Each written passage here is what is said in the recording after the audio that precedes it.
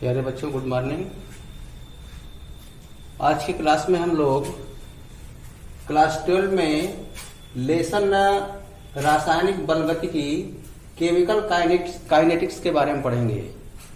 ठीक है, यानी क्लास 12 में एक लेसन हमको पढ़ना है जिसका नाम है रासायनिक बलगतिकी केमिकल काइनेटिक्स। ठीक है, तो सबसे पहले हम लोग इसमें देखेंगे कि हम लोग इस चैप्टर में किसका अध्ययन करेंगे। ठीक है, इसमें रासायनिक विज्ञान में इस चैप्टर में हम अभिक्रियाओं के किस बात का ठीक है अध्ययन करते हैं। ठीक, जैसे मान लीजिए कोई रासायनिक समीकरण लिखा हुआ है, रासायनिक समीकरण, रासायनिक समीकरण। ठीक है, यदि कोई भी रासायनिक समीकरण यहां पर हम लिख देते हैं, कोई भी रासायनिक समीकरण यदि लिखा जाएगा तो रासायनिक समीकरण से, केमिकल इक्वेशन से उस अभिक्रिया की दर, यानी किस दर से अभिक्रिया हो रही है, ठीक है, उस अभिक्रिया की दर या उसकी क्रिया विधि के बारे में कोई पता नहीं चलता है। ठीक है, यानी किसी भी रासायनिक अभिक्रिया, किसी भी रासायनिक समीकरण से, ठीक है, किसी समीकरण से किसी भी रासायनिक अभिक्रिया की दर, ठीक है, यानी किस दर से रासायनिक अभिक्रिया हो रही है उसकी दर या ठीक है उसकी क्रिया विधि के बारे में कोई जानकारी नहीं होती है। ठीक, यानी रासायनिक अभिक्रिया की समीकरण से समझने की कोशिश करेंगे। रासायनिक अभिक्रिया, रासायनिक अभिक्रिया के समीकरण से, रासायनिक अभिक्रिया के समीकरण से, ठीक है, उस अभिक्रिया की दर, ठीक है, उस अभिक्रिया की दर या उसकी क्रिया विधि के बारे में कोई जानकारी नहीं प्राप्त होती है। रासायनिक अभिक्रिया के समीकरण से उस अभिक्रिया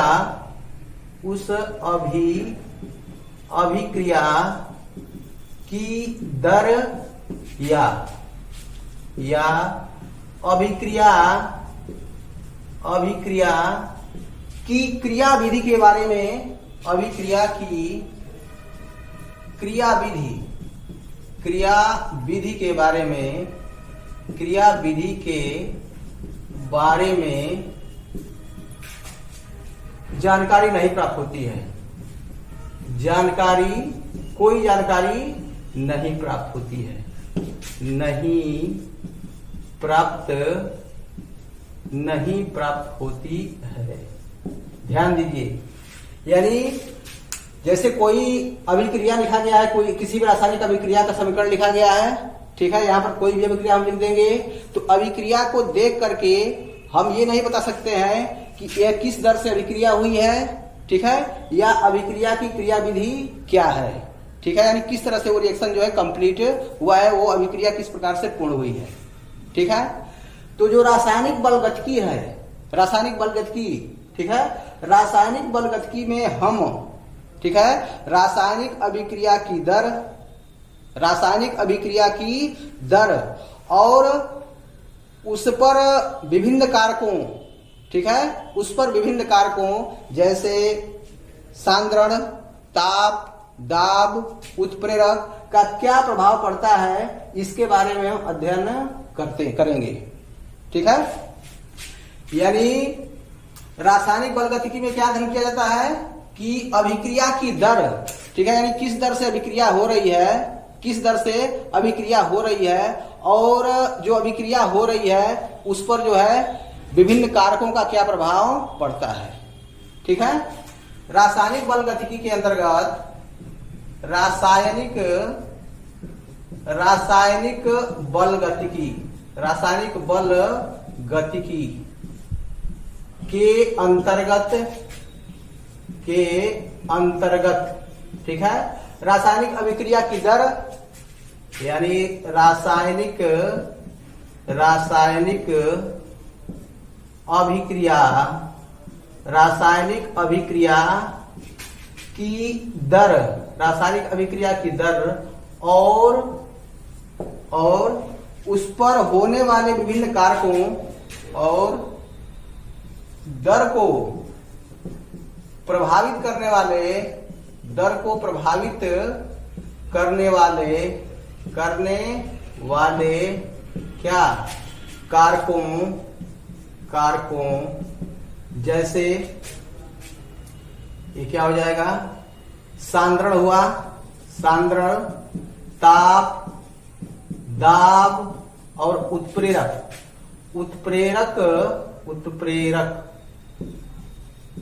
के प्रभाव का अध्ययन किया जाता है।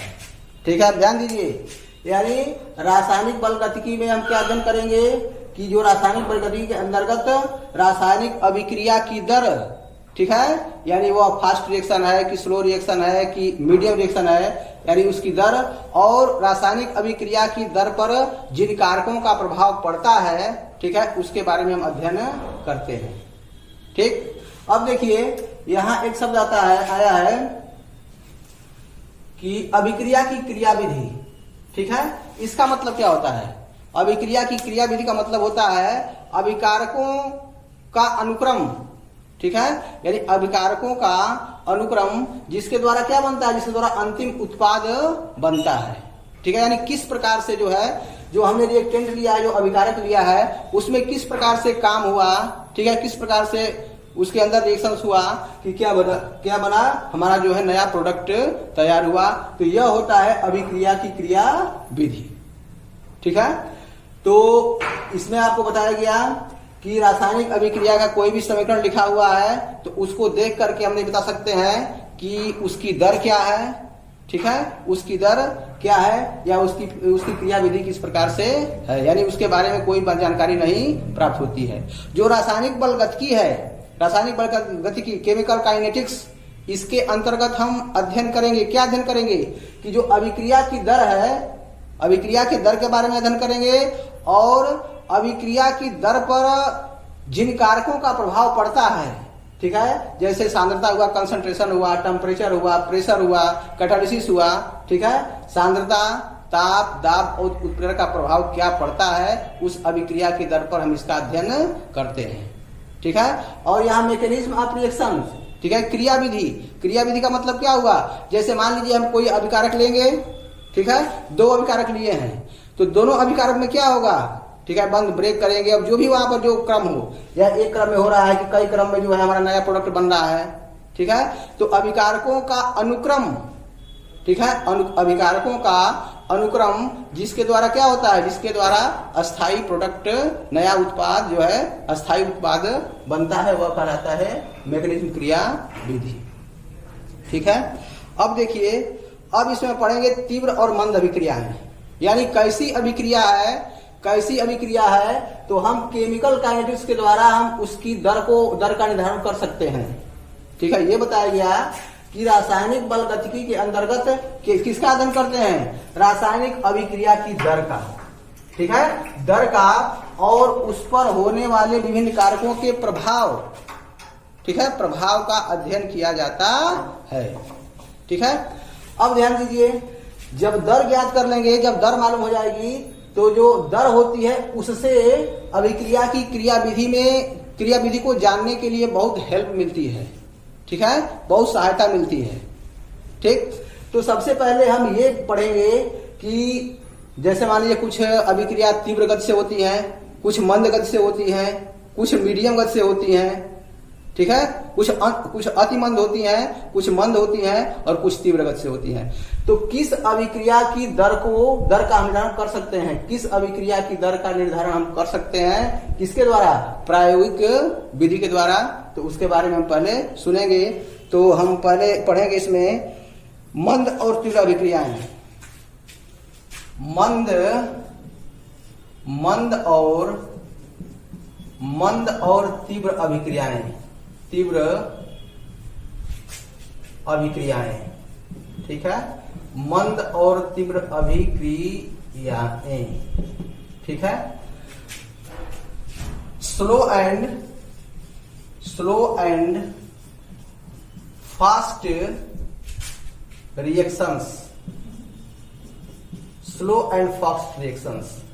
ठीक है, ध्यान दीजिए। यानी कुछ अभिक्रियाएं ऐसी होती हैं, कुछ अभिक्रियाएं ऐसी होती हैं जो तीव्र गति से होती हैं।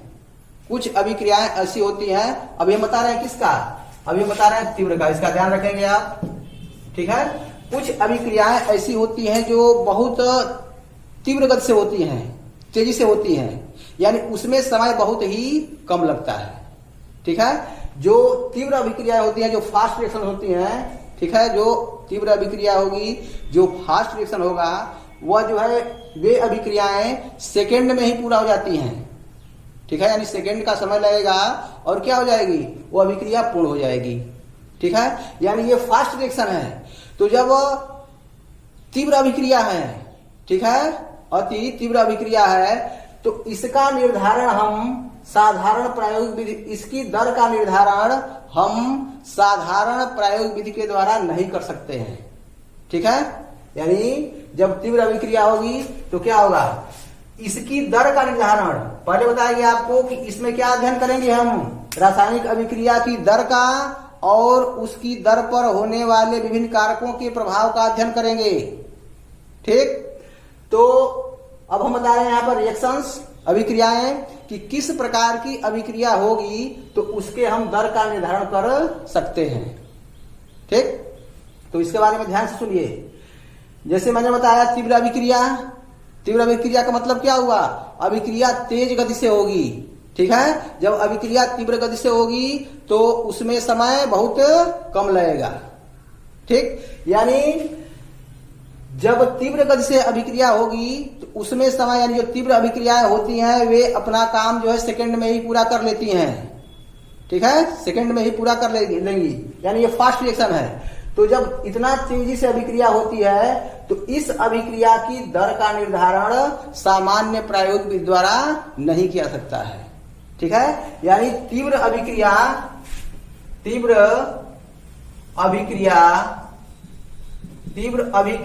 की दर का, ठीक है, दर का निर्धारण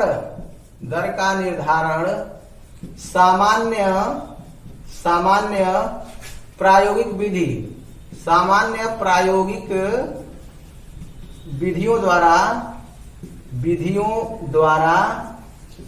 नहीं कर सकते हैं, क्यों, क्योंकि इसमें समय बहुत ही कम लगता है। ठीक है, जैसे मान लीजिए for the examples, ionic reaction में हो गया उदासीनीकरण, न्यूट्रलाइजेशन, उदासीनीकरण हो गया। ठीक है, अवक्षेपण हो गया, अवक्षेपण। ठीक है, अवक्षेपण, ये जो है फास्ट रिएक्शंस हैं।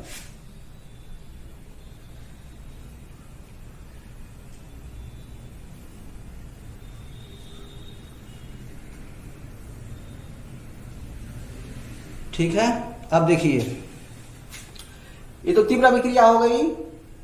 अब तीव्र अभिक्रियाओं के विपरीत होती है अतिमंद अभिक्रियाएं। ठीक है, तीव्र अभिक्रियाओं के बीच हो गई अतिमंद अभिक्रियाएं, यानी ये अति तीव्र भी कह सकते हैं क्योंकि इसमें समय बहुत ही कम लगता है। ठीक है, अब देखिए, अब आता है इसके विपरीत क्या हो जाएगा, अतिमंद। ठीक है, मंद मीन्स धीरे धीरे। ठीक है, यानी जो मंद अभिक्रिया होगी उसमें कुछ समय लगेगा, और जब कुछ समय लगेगा तो कुछ समय के बाद वह क्या हो जाएगी, कंप्लीट हो जाएगी, पूरी हो जाएगी। ठीक है, यहाँ अतिमंद अभिक्रिया है। अतिमंद का मतलब कि बहुत ही धीमे धीमे अभिक्रिया होती है। ठीक है, बहुत ही धीमे धीमे अभिक्रिया होगी। तो जब बहुत ही धीमे धीमे अभिक्रिया होगी तो क्या होगा, इसमें समय बहुत ही ज्यादा लगेगा, यानी अतिमंद अभिक्रियाएं जो होती हैं इसमें समय बहुत लगता है। यानी इस अभिक्रिया, जब यह अतिमंद अभिक्रिया होती है तो कई दिनों में, कई महीनों में या कई सालों में, ठीक है, कई दिनों में, कई महीनों में या कई सालों में कोई दर्शनीय पदार्थ नहीं बनता है। ठीक है। दर्शनीय माने कोई प्रोडक्ट नहीं, कोई उत्पाद नहीं बनता है, ठीक है। यानी इसमें क्या होता है, ये इतनी धीमे धीमे अभिक्रियाएं होती हैं, अति मंद अभिक्रियाएं इतना धीमी गति से होती हैं कि कई महीनों में, कई दिनों में, कई महीनों में या कई सालों में भी कोई दर्शनीय पदार्थ नहीं बनता है, ठीक है। यानी कई दिनों में, ठीक है। फिर क्या, कई महीनों में या कई सालों में भी कोई दर्शनीय पदार्थ नहीं बनता है, कोई प्रोडक्ट नहीं बनता है। बात समझ में आ गई। अब देखिए, जिस तरह यहां समस्या थी फास्ट रिएक्शन में, अति तीव्र अभिक्रिया में, यानी अति तीव्र अभिक्रिया है तो समय बहुत कम लगा, और जब समय बहुत कम लगा इस वजह से क्या हुआ, इस वजह से हम जो है सामान्य प्रायोगिक विधि द्वारा इसकी दर का निर्धारण नहीं कर सकते हैं, ठीक है।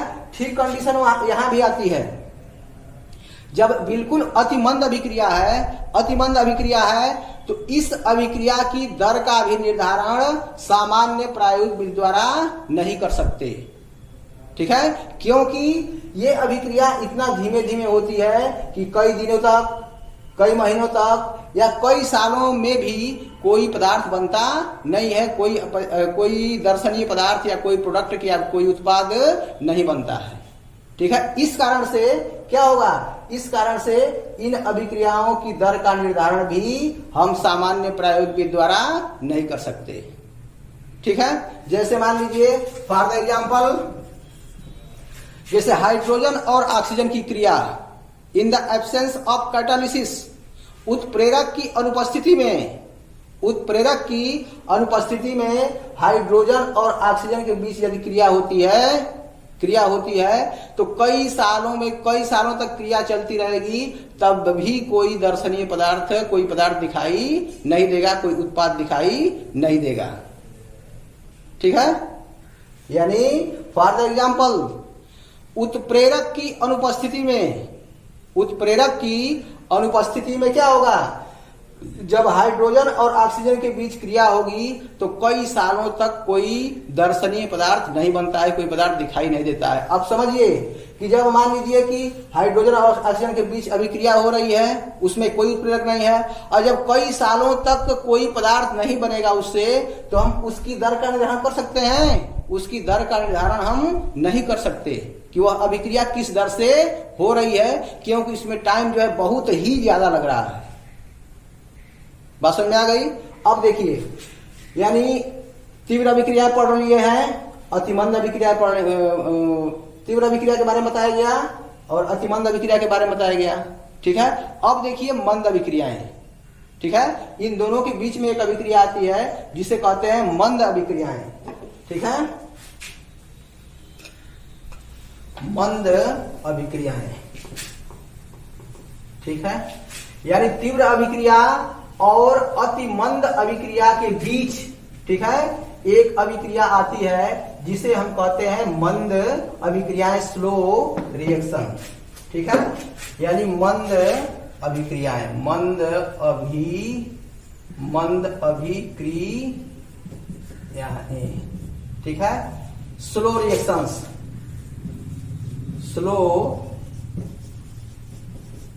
स्लो रिएक्शंस, ठीक है। अब देखिए, ध्यान दीजिए, यानी तीन प्रकार की अभिक्रिया हो गई, एक फास्ट रिएक्शन हो गया, दूसरा अति मंद अभिक्रियाएं, ठीक है, और तीसरा हो गया मंद अभिक्रियाएं। तो जो फास्ट रिएक्शन है और अति मंद अभिक्रिया है, ठीक है, एक्सट्रीमली स्लो रिएक्शन, अति मंद अभिक्रिया, एक्सट्रीमली स्लो रिएक्शन, अत्यंत ही धीमी अभिक्रिया। तो फास्ट अभिक्रिया और अत्यंत ही धीमी अभिक्रिया दोनों की दर का निर्धारण हम सामान्य प्रायोगिक विधियों द्वारा नहीं कर सकते, बताया गया, आपको समझाया गया। अब देखिए, उन दोनों के बीच एक अभिक्रिया है मंद अभिक्रिया, ठीक है। तो जो मंद अभिक्रियाएं होती है ये कुछ मिनट में या कुछ घंटों में पूरा हो जाती हैं, ठीक है। यानी जो अभिक्रियाएं कुछ मिनट में, कुछ घंटों में पूरी हो जाती हैं उसे कहते हैं मंद अभिक्रियाएं, ठीक है। यानी ये अभिक्रियाएं जो है कुछ मिनटों कुछ मिनटों या क्या कुछ घंटों में पूरी हो जाती है। ठीक है, ध्यान दीजिए। यानी मंद अभिक्रिया के बारे में बताया गया कि ये अभिक्रियाएं ऐसी अभिक्रियाएं होती हैं जो कुछ मिनटों में या कुछ घंटों में पूरी हो जाती हैं। तो जब कुछ मिनट में या कुछ घंटों में पूरी हो जाएगी तो इस अभिक्रिया की दर का निर्धारण पहले बताया गया है कि इसमें हम क्या पढ़ेंगे। ठीक है, अभिक्रिया की दर का निर्धारण करेंगे और जिन कारकों का अभिक्रिया की दर पर प्रभाव पड़ता है उन कारकों का अध्ययन हम रासायनिक बलगतिकी के अंतर्गत करेंगे, इसलिए हमेशा दर की बात कर रहे हैं। ठीक है, यानी ये जब कुछ घंटों या कुछ मिनटों में पूरी हो जाएंगी तो इस अभिक्रिया की दर का निर्धारण हम सामान्य प्रयोग विधियों द्वारा कर सकते हैं। ठीक है, कर सकते हैं। यानी मंद अभिक्रियाओं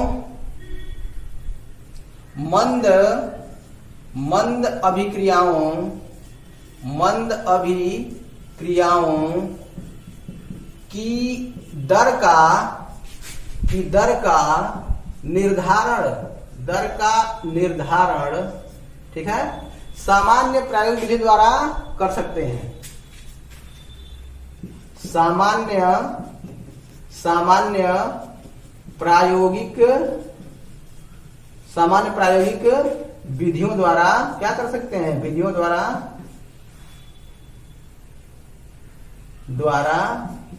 कर सकते हैं।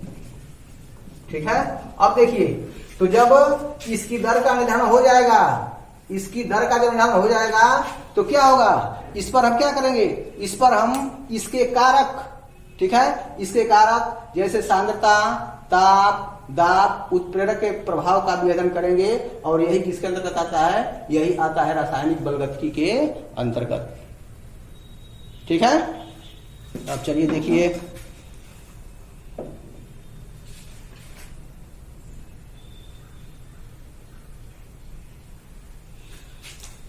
अगला हेडिंग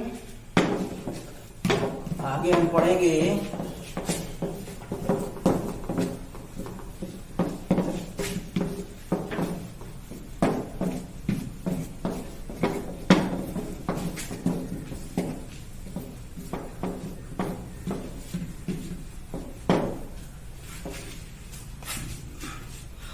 अभिक्रिया का वेग।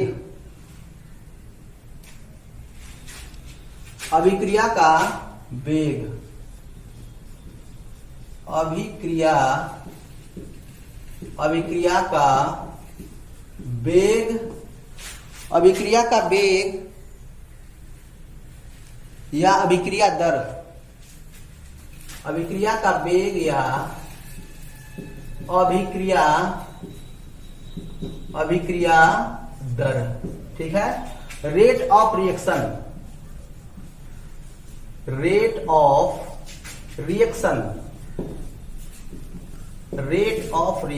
अभिक्रिया दर। अब अभिक्रिया दर किसे कहते हैं, अभिक्रिया दर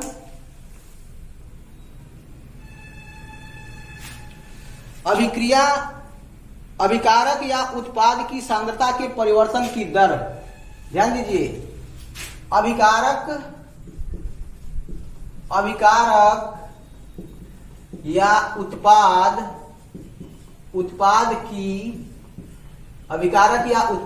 की सांद्रता के परिवर्तन की दर, अभिकारक या उत्पाद की सांद्रता के परिवर्तन की दर क्या कहलाती है, अभिक्रिया की दर कहलाती है। अभिक्रिया की दर कहलाती है। ठीक है, ध्यान दीजिए, यानी अभिकारक या उत्पाद की सांद्रता के परिवर्तन की दर, अभिक्रिया की दर कहलाती है। ठीक है, जैसे मान लीजिए यहाँ A प्लस बी क्या है, A प्लस बी अभिकारक है और ये बन रहा है C प्लस डी बन रहा है। ठीक है, मान लीजिए मंद अभिक्रिया है, धीरे धीरे। ठीक है, कोई रिएक्शन लेते हैं तो क्या हुआ, तो सांद्रता के परिवर्तन की दर, सांद्रता के परिवर्तन की दर क्या होती है, सांद्रता के परिवर्तन की दर क्या होगी, यह होगी अभिक्रिया की दर। ठीक है, अब ध्यान दीजिए, जैसे मान लीजिए हमारा अभिकारक है, अभिकारक, तो जब A और B को आपस में मिलाएंगे तो क्या बनेगा, ये बनेगा उत्पाद।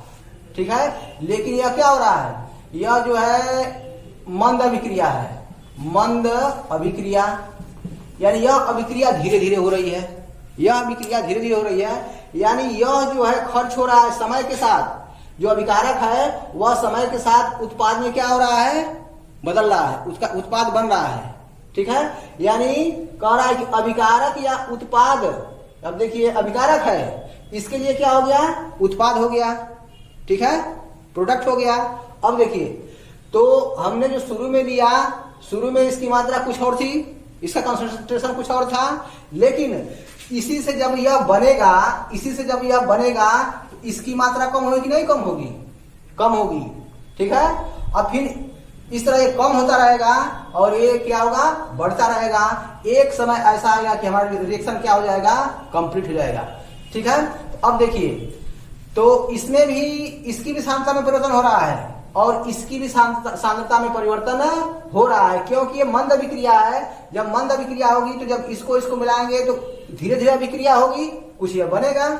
ठीक है, फिर समय बीतेगा तो क्या होगा, इसकी मात्रा बढ़ती जाएगी और इसकी मात्रा क्या हो जाएगी, घटती जाएगी।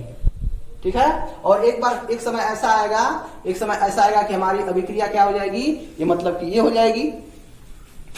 अब देखिए, तो समय के साथ अभिकारक और या उत्पाद की सांद्रता में परिवर्तन हो रहा है कि नहीं हो रहा है, समय के साथ अभिकारक और उत्पाद की सांद्रता में परिवर्तन होता है। ठीक है, तो जिस दर से परिवर्तन होता है, ठीक है, अभिकारक या उत्पाद की सांद्रता में परिवर्तन जिस दर से होता है उसे कहते हैं अभिक्रिया की दर। ठीक है, उसे कहते हैं अभिक्रिया की दर। यदि मान लीजिए, यदि समय अंतराल डेल्टा टी पर, ठीक है, समय अंतराल यानी समय डेल्टा टी खर्च हो रहा है। ठीक है, तो समय डेल्टा टी खर्च हो रहा है तो उस पर अभिकारक या उत्पाद की सांद्रता में परिवर्तन डेल्टा सी हो, उस पर अभिकारक